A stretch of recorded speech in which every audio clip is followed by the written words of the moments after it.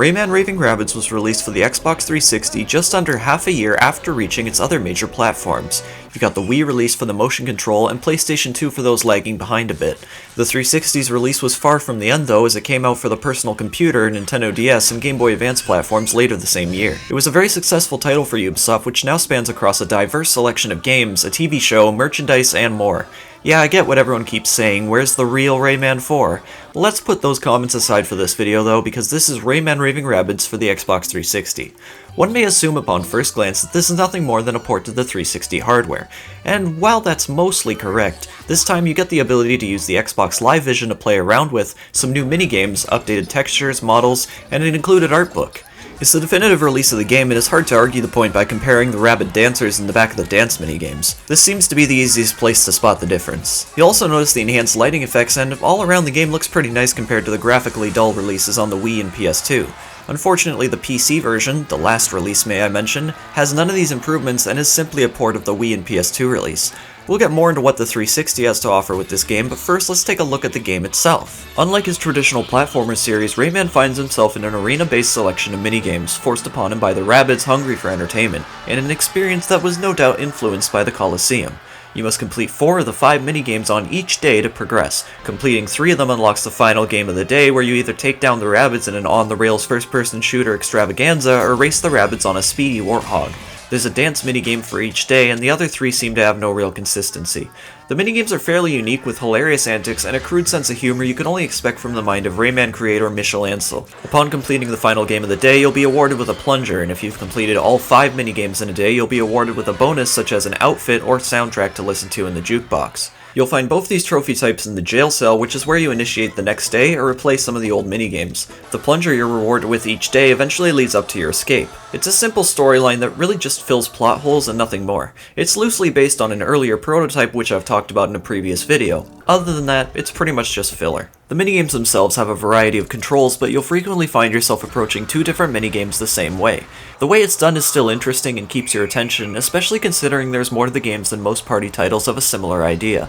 That being said, Rayman Raving Rabbids, while not the first of its kind, is somewhat responsible for the massive flood of minigame compilations on the Wii. Being more or less a launch title, you could say it was the first runner in the mayhem. When an idea is so heavily overused, it's fair to assume the first up would be relatively good, otherwise there wouldn't be follow-ups. And it's correct to assume so, because Rayman Raving Rabbids is a pretty fun game.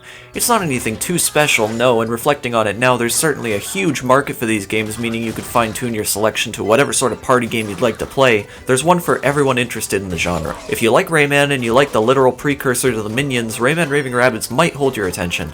The slapstick comedy is of course another great pursuer, as the game is full of it. It's done right here, however, often being in an ironic tone with more than just the setup. There's a certain sort of charm with the first Rabbids game that really makes it feel like a B-horror movie with loads of moronic humor that usually works well. On the surface, it looks like a game filled with endless screaming rabbits and potty humor, which I mean, I can't deny it does have a degree of that. It's hardly a reflection of the overall approach. The game has a Monty Python feel to it, which is certainly a good thing and a welcomed approach to the atmosphere of a video game. So back to the port itself, the most notable addition is the optional Xbox Live Vision camera. This is however only usable in specifically tuned minigames for the device. The Kinect and Xbox Live Vision are not reverse engineered, so using either for the opposite device will not work. When you start playing, you'll end up exhausting yourself by flapping your arms like mad in front of the camera and struggle to get any sort of result at all. As said, you can only play a few specific games with the camera, and some of those are the new exclusive minigames for the Xbox 360. The only minigame I found to work at least passably is the bowling one. Everything else was far too difficult to manage due to primitive hardware, and let me tell you,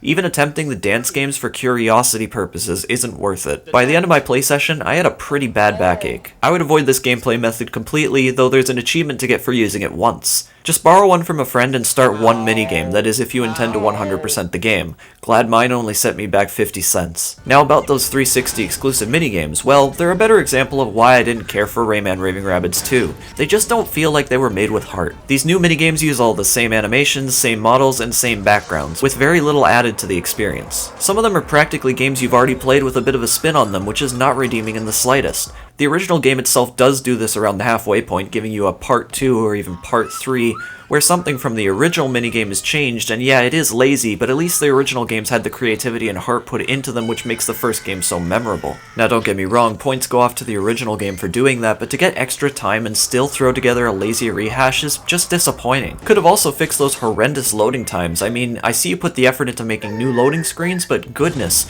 after you've seen them so many times, you prefer the pink swirls from the original release. But when it does come down to the exclusive minigames on the Xbox 360, you do have to consider that they didn't need to give you any new minigames here. They were included as a bit of a bonus despite replacing some of the original repeating levels. It is what it is, I just don't personally care for it that much. The soundtrack is the same as the first releases, and it's certainly a blast. Rabbids voice over some familiar tunes with some great original tracks here and there. There's no doubting the talent behind it, and for reference, my favorite track from the game is called The Rabbid Graveyard. It's a masterpiece in my books. Overall, Rayman Raving Rabbids is a surprisingly fun game with a repetitive nature, showing a lot of lazy game design traits. It's true that the Rayman 4 prototype was scrapped to make way for this, and you could blame that for its flaws.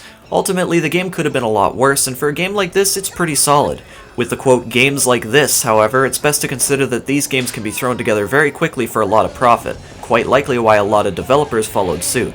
I give Rayman Raving Rabbids for the Xbox 360 a 7 out of 10.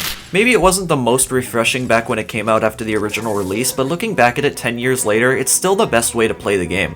I recommend it over the original console releases. The question is whether you enjoy this sort of game in the first place.